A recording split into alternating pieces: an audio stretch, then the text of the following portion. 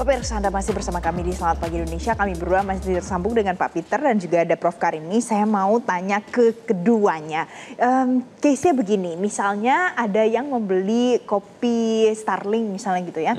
Harganya 5.800 satu cup. Nanti naiklah dia menjadi berapa ya? 5,8 rupiah ya kan? Kalau seandainya sudah redenominasi. Nah, bisa kan nanti tiba-tiba penjualnya dinaikkan harga menjadi 6 rupiah. Berarti jadi naik dong harganya. Apakah yang seperti itu probabilitasnya mungkin saja terjadi? Mulai dari mungkin Pak Peter boleh dulu. Silakan Pak Peter. Ya sebenarnya tadi cerita itu tadi sudah menggambarkan kondisi realnya ya. Dan sudah kita alami kalau kita pergi ke kafe-kafe sekarang ini di menu atau di background kita itu di belakang barnya itu sering tertulis kan menu kopi 5K, kopi 5,8. Itu adalah sebenarnya adalah bukti nyata bahwasanya redenominasi itu sudah kita lakukan sebenarnya. Tadi yang disampaikan itu sudah juga di dalam setiap kajian tentang redenominasi disebutkan potensi dampak negatif dari dilakukannya redenominasi, yaitu kecenderungan pelaku itu nanti pelaku ekonomi itu untuk melakukan menaikkan harga. Dia akan mengambil momen untuk menaikkan harga.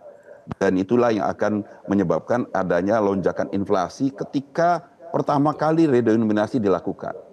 Ada potensi risiko terjadi lonjakan inflasi yang disebabkan adanya pembulatan ke atas yang dilakukan oleh para pelaku ekonomi. Tapi ini hanya terjadi pada periode awal dari redenominasi. Jadi spike atau kenaikan inflasi hanya terjadi secara jangka pendek pada periode awal dari dilakukannya redenominasi. Nah, dengan catatan yang perlu saya tegaskan juga adalah proses redenominasi itu dilakukan panjang, ya, tidak hanya dalam waktu singkat, ya, tapi proses pengenalan, sosialisasi. Nanti juga saya bisa lebih jelaskan.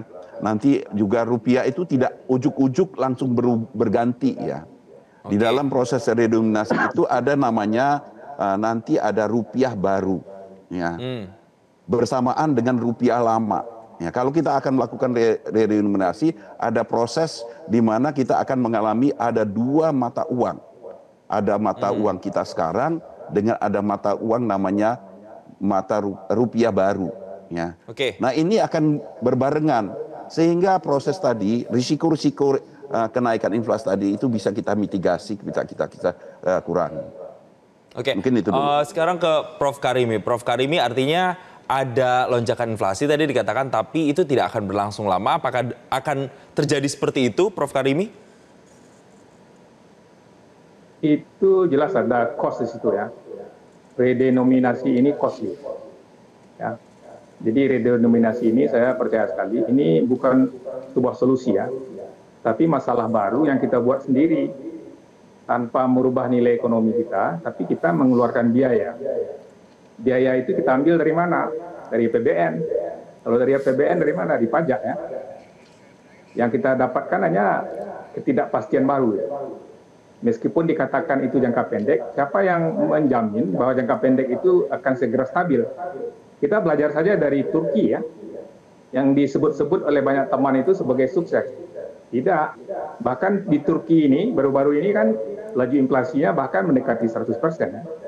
Jadi kalau menurut saya, ekonomi Indonesia sekarang, dari sisi moneter, dari sisi fiskal, kita sudah punya rule of the game yang oke gitu. Tinggal kita memaintain stabilitas, ya. Stabilitas fiskal, stabilitas moneter, ya. Bagaimana kredit kita bunganya rendah ya, dipindahkan dari Bank Indonesia ke Bank Inbara, benar-benar bunga pinjaman itu turun gitu, sehingga diakses oleh publik kita. Jadi kalau menurut saya, ini redenominasi ini biayanya tidak kecil ya, tidak kecil. Lalu siapa yang nanggung? Yang nanggung adalah perekonomian kita gitu.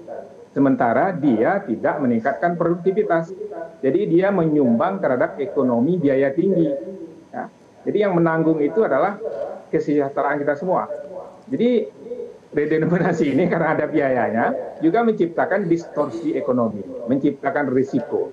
Bahkan kalau saya memberikan istilahnya, redenominasi ini menciptakan redenomination shock ya, yang akan mempengaruhi stabilitas makroekonomi. Ini yang jarang didiskusikan oleh teman-teman gitu. Jadi karena itu saya mengatakan say no to redenominasi gitu. Nggak perlu itu kita lakukan karena ekonomi kita saat ini bahkan ke depan itu tidak butuh redenominasi. Yang kita butuhkan itu adalah perbaikan produktivitas yang all out menuju laju pertumbuhan 8%. Jadi pertumbuhan 8% itu tidak hanya terjadi pada tahun 2029, tapi sesegera mungkin.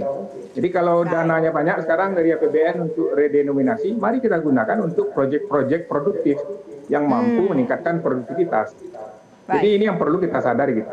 Jadi jangan kita cari-cari noise ya untuk ekonomi kita. Ekonomi kita oke sekarang, stabil ya. Jadi kita jalankan itu sehingga benar-benar mampu meningkatkan produktivitas. Laju pertumbuhan menuju 8% itu bisa kita capai segera gitu.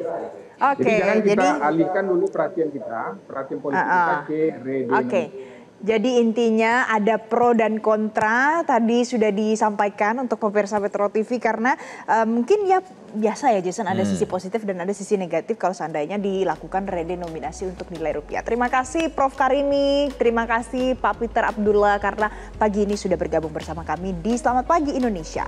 Jelajahi cara baru mendapatkan informasi. Download Metro TV Extend sekarang.